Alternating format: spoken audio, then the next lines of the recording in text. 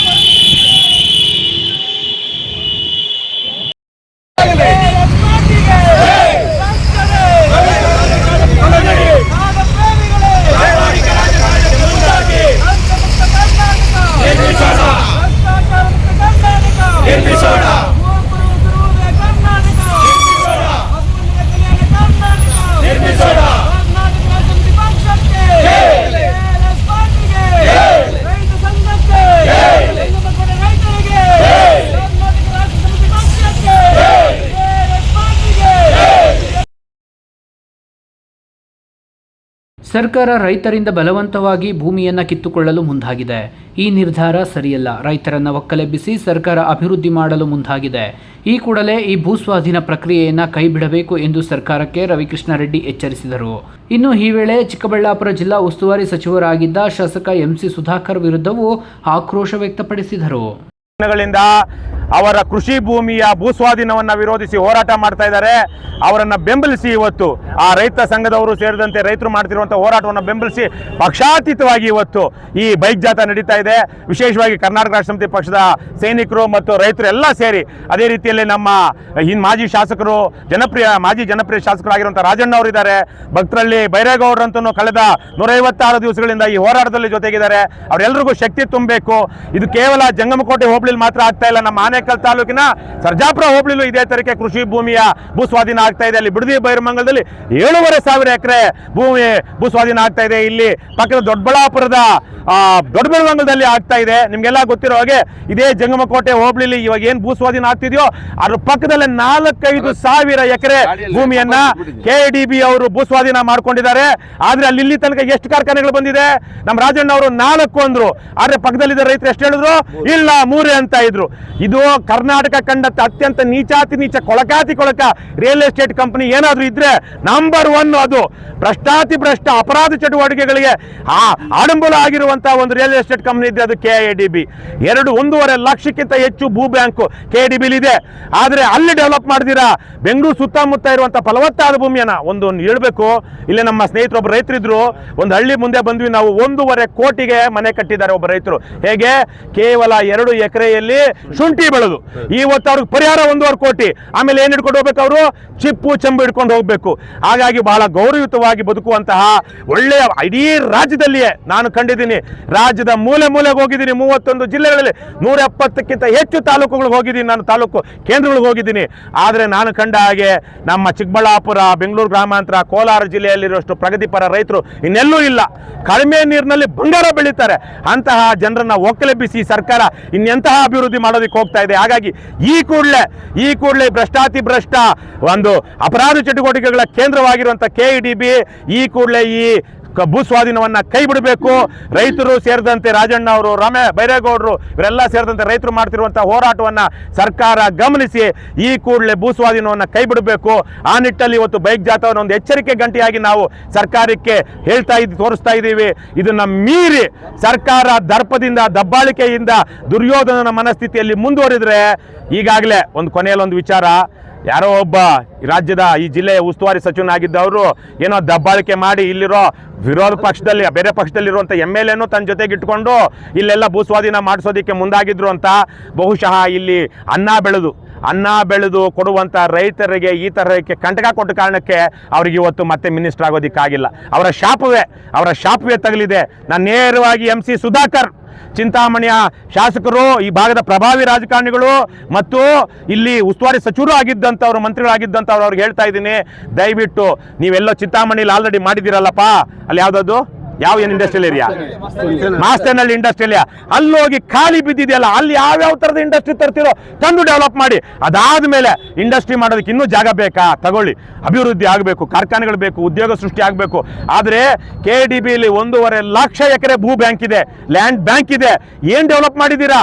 ಬಂಜರು ಮಾಡಾಕಿ ಅಲ್ಲಿ ರೈತರನ್ನ ಒಕ್ಕಲೆಬ್ಬಿಸಿ ಇವತ್ತು ಬಂಜರು ಮಾಡಿದ್ದೀರಾ. ಅಲ್ಲಿ ಕೇವಲ ನೀವು ಡೆವಲಪ್ಮೆಂಟ್ ಹೆಸರಲ್ಲಿ ದುಡ್ಡು ಹೊಡೆಯೋದಿಕ್ಕೆ, ಕಮಿಷನ್ ಹೊಡೆಯೋದಿಕ್ಕೆ, ಪರಿಹಾರದ ಹೆಸರಲ್ಲಿ ಮತ್ತೆ ಅಲ್ಲಿ ದುಡ್ಡು ಹೊಡೆಯೋದಿಕ್ಕೆ, ಅದೇ ರೀತಿಯಲ್ಲೇ ಭೂ ಹಂಚಿಕೆ, ಕೈಗಾರಿಕೆಗಳಿಗೆ ಭೂ ಹಂಚಿಕೆ ಮಾಡೋದ್ರಲ್ಲಿ ರಿಯಲ್ ಎಸ್ಟೇಟ್ ದಂಧೆ ಮಾಡೋದಕ್ಕೆ ಮಾಡ್ತಾ ಇದ್ದೀರಾ. ಇದನ್ನ ಕೈ ಬಿಟ್ಟು ರೈತರ ಹೋರಾಟವನ್ನು ಮನ್ನಿಸಿ ದಯವಿಟ್ಟು ಈ ಇದೇನಿದೆ ಭೂಸ್ವಾಧೀನವನ್ನ ಈ ಕೈ ಬಿಡಿ ಅಂತ ನಾನು ಈ ಸಂದರ್ಭದಲ್ಲಿ ಮನವಿ ಮಾಡ್ತಾ ಇದ್ದೀನಿ, ಆಗ್ರಹ ಮಾಡ್ತಾ ಇದ್ದೀನಿ, ಎಚ್ಚರಿಕೆ ಕೊಡ್ತಾ ಇದ್ದೀನಿ. 2 ವರ್ಷದಿಂದ ಹೋರಾಟ ಮಾಡ್ತಾ ಇದ್ದೀವಿ. 157ನೇ ದಿನ ಇವತ್ತು ಅಹೋರಾತ್ರಿ ಧರಣಿ ಕೂಡ ಮಾಡ್ತಾ ಇದ್ದೀವಿ. ಇದಕ್ಕೆ ಬೆಂಬಲವಾಗಿ ನಮ್ಮ KRS ಪಕ್ಷದ ಸಂಸ್ಥಾಪಕ ಅಧ್ಯಕ್ಷರಂತ ರವಿ ಕೃಷ್ಣಾರೆಡ್ಡಿ ಅವರು ಕೂಡ ಇವತ್ತು ಅವರ ಸೈನ್ಯದೊಂದಿಗೆ ಇವತ್ತು ಅತ್ಯಂತ ಉತ್ಸಾಹದಿಂದ, ಸಡಗರ ಸಂಭ್ರಮದಿಂದ ನಾವೆಲ್ಲರೂ ಕೂಡ ಇವತ್ತು ಸರ್ಕಾರದ ಕಣ್ತೆಗಿಸಬೇಕು. ಸರ್ಕಾರ ಇವತ್ತು ರೈತರ ಫಲವತ್ತಾದ ಭೂಮಿಯನ್ನು ಅವ್ರಿಗೆ ಬಿಟ್ಕೊಡ್ಬೇಕು ಅನ್ನೋದೇ ನಮ್ಮೆಲ್ಲರ ಮೂಲ ಉದ್ದೇಶ. ಕೈಗಾರಿಕೆ ವಿರೋಧಿಗಳೆಲ್ಲ ನಾವು ಕೈಗಾರಿಕೆ ಪ್ರಾರಂಭ ಮಾಡಲಿ. ಎಲ್ಲಿ ಕೃಷಿಗೆ ಯೋಗ್ಯವಲ್ಲದ ಭೂಮಿ ಇದೆಯೋ ಆ ಭೂಮಿಯನ್ನು ಕೈಗಾರಿಕೆ ಉಪಯೋಗಿಸ್ಕೊಳ್ಳಿ. ಕೈಗಾರಿಕೆ ರೈತರ ಫಲವತ್ತಾದ ಭೂಮಿಯನ್ನು ಅವ್ರಿಗೆ ಬಿಟ್ಕೊಡ್ಬೇಕು. ಯಾವ ರೈತರು ಕೇವಲ 10-12 ಜನ ರೈತರಿಗೆ ಒಂದು ಚೆಕ್ ಕೊಟ್ಬಿಟ್ಟು ಇವತ್ತು ನಮ್ಮಲ್ಲೇ ಒಡೆದ ಆಳುವ ರೀತಿಯಲ್ಲಿ ಒಂದು ಈ KDB ಅಧಿಕಾರಿ ಕೆಲಸ ಮಾಡ್ತಾರೆ. ಖಂಡಿತ ಇದು ಶುದ್ಧ ಅಪರಾಧ. ಮತ್ತು ನಮ್ಮ ಜನಪ್ರತಿನಿಧಿಗಳು ಮತ್ತು ಜಿಲ್ಲಾಡಳಿತ ಇದ್ರ ಬಗ್ಗೆ ಹೆಚ್ಚು ಗಮನ ಹರಿಸಿ ಖಂಡಿತವಾಗಿ ಇವತ್ತೇನು ರೈತರು ಸ್ವಯಂ ಪ್ರೇರಿತರಾಗಿ ಇವತ್ತು ಬಂದಿದ್ದಾರೆ. ಇಡೀ ರಾಜ್ಯಾದ್ಯಂತ ಇವತ್ತೇನು ಬಿಡದಿ ಇರ್ಬೋದು, ದೊಡ್ಡಬಳ್ಳಾಪುರ ಇರ್ಬೋದು, ನಾವು ಆನೇಕಲ್ ಇರ್ಬೋದು, ಎಲ್ಲ ಕಡೆ ಕೂಡ ರೈತರು ದಂಗೆ ಹೇಳ್ತಾರೆ. ಇದನ್ನು ಘನ ಸರ್ಕಾರ ಮನಗಂಡು ರೈತರಿಗೆ ಸ್ಪಂದಿಸಿ ರೈತರ ಫಲವತ್ತಾದ ಭೂಮಿಯನ್ನು ಕೊಡಬೇಕು. ಇಲ್ಲದಿಲ್ಲದೆ ಮುಂದಿನ ದಿನಗಳಲ್ಲಿ ನೀವು ಇದಕ್ಕೆ ಪ್ರತಿಫಲ ಅನುಭವಿಸಬೇಕಂತ ಈ ಸಂದರ್ಭದಲ್ಲಿ ಸರ್ಕಾರಕ್ಕೆ ಎಚ್ಚರಿಕೆ ಕೊಡಬೇಕು. ಸರ್ಕಾರಕ್ಕೆ ಎಚ್ಚರಿಕೆ. ಇವತ್ತಿನ ದಿನ ಜಮ್ಮುಕೋಟೆ ಭೂಸ್ವಾಧೀನ ಇವತ್ತು ಜಾಥಾ, ಬೈಕ್ಗಳ ಜಾಥಾ ಒಂದು ಸಂದೇಶ ಕೊಡ್ತಾ ಇದ್ದೀವಿ. ಬಿಡದಿಯಲ್ಲಿ ಅಧಿಕಾರಿಗಳನ್ನ ಬರ್ಕೇಟ್ ಹೊಡೆದ್ವಿ. DK ಶಿವಕುಮಾರ್ ಅವರೇ, ಮುಂಬರುವ ದಿನಗಳಲ್ಲಿ ನಿನ್ನ ಜನಪ್ರತಿನಿಧಿಗಳನ್ನ, ನಿಮ್ಮ MLAಗಳನ್ನ, ನಿಮ್ಮ MP ಗಳನ್ನ ಕಟ್ಟಿ ಹಾಕ್ತಿವಿ. ನೀನೇ ಬಂದು ಬಿಡಿಸ್ಕೊಂಡು ಹೋಗ್ಬೇಕು ಮುಖ್ಯಮಂತ್ರಿಗಳೇ. ಭೂಸ್ವಾಧೀನ ಬಲವಂತವಾಗಿ ಎಲ್ಲಿ ಭೂಸ್ವಾಧೀನ ಮಾಡಬೇಡ. ಬಂಜರು ಭೂಮಿಗೆ ಹೋಗು, ಬಂಜರು ಮಾಡಿ ಕರ್ನಾಟಕನ ಡೆವಲಪ್ ಮಾಡಿ ನಿನ್ನ ತಾಕತ್ತನ್ನ ನೀನು ತೋರಿಸ್ಬೇಕು. ನೀನು ಆಗಿಲ್ಲ ಅಂದ್ರೆ ಇಳಿದು ಬಿಡು. ಕೃಷ್ಣ ಬೈರೇಗೌಡ ಅಂತ ಅವನು ಭೂ ಸ್ವಾಧೀನ ಮಾಡ್ತಾನೆ. ನಿನಗೆ ಈ ಬಲವಂತ ದಮ್ಮು ತೋರ್ಸಕ್ ಹೋಗ್ಬೇಡ ರೈತರ ಮೇಲೆ. ಇದು ನಿನಗೆ ಎಚ್ಚರಿಕೆಯ ಗಂಟೆ.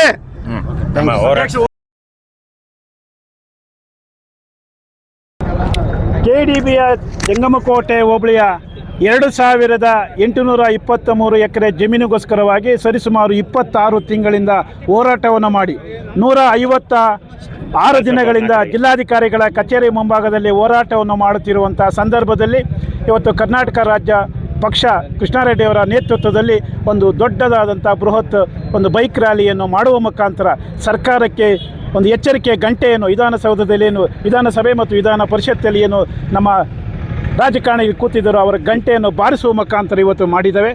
ಏನಿವತ್ತು ಈ ಸಂದರ್ಭದಲ್ಲಿ ಮಾನ್ಯ DK ಶಿವಕುಮಾರ್ ಅವರಿಗೆ ಆಗ್ರಹವನ್ನು ಮಾಡ್ತೇವೆ.